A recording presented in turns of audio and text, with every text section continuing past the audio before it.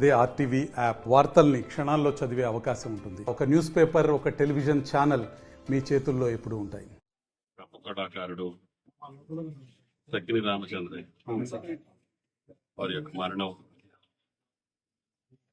గ్రామీణ ప్రాంతాల్లో పూర్వకాలం ఉన్నటువంటి కళల్లో అత్యంత ప్రాచీనమైనది, ప్రాధాన్యత కలిగినటువంటి ఆ కళకి సంబంధించి కేంద్ర ప్రభుత్వం గుర్తించి మన జిల్లాలోనే రామచంద్రయ్య గారితో పాటు ఆ వనజీవి రామయ్య గారికి కూడా పద్మశ్రీ అవార్డు ఇవ్వడం జరిగింది. జిల్లా తరఫున, జిల్లా ప్రజల తరఫున కేంద్ర ప్రభుత్వానికి ధన్యవాదాలు తెలియజేస్తూ, ఈరోజు పద్మశ్రీ అవార్డు గ్రహీత రామచంద్రయ్య గారి యొక్క అకాల మరణం అక్కడ కుటుంబానికే కాకుండా కళకి కూడా తీరని లోటు.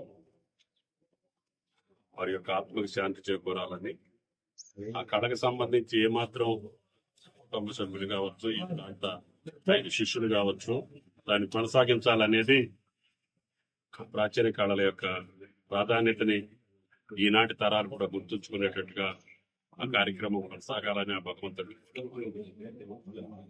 రాష్ట్ర ప్రభుత్వం తరఫున గతంలో ఏదైనా ఎష్యూరెన్స్ ఇచ్చుంటే, ఏదైనా ప్రకటనలు ఇచ్చుంటే, ఏదైనా ఈ పద్మశ్రీ అవార్డు గ్రహీతలకి సహాయ సహకారాలు అందిస్తారని చెప్పుంటే దాన్ని ప్రభుత్వంలో ఏం జరిగింది, ఎప్పుడు ఇచ్చారు, ఏంటి అనేది పరిశీలించి వాళ్ళకి తగు న్యాయం చేసేదానికి నా ప్రయత్నం చేస్తాను. ఇప్పుడే కలెక్టర్ గారితో మాట్లాడి ప్రథమంగా కొత్తగూడెంలో కావాలన్నా వాళ్ళు ఎక్కడ కావాలంటే అక్కడ ఇళ్ల స్థలం ఇచ్చే ఏర్పాటు చేయమని చెప్పాను. అదేవిధంగా క్యాష్ అవార్డు ఏదన్నా ఉంటే అది రాష్ట్ర ప్రభుత్వాన్ని పరిశీలించి ఎప్పుడు ఇచ్చారు, రాష్ట్ర ప్రభుత్వ పక్షాన్ని ఏం వాగ్దానం చేశారో తెలుసుకొని దాన్ని కూడా తప్పకుండా కుటుంబానికి వచ్చేదానికి నా ప్రయత్నం. Thank you.